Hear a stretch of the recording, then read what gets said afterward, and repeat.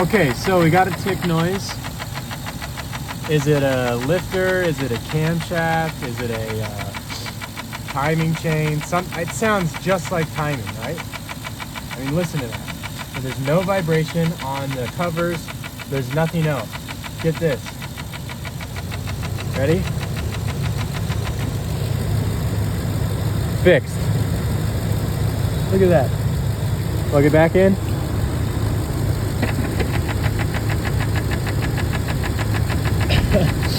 It's these little valves in the intake manifold, and when they go bad, they sound just like a rod, or not a rod knock, a lifter tick.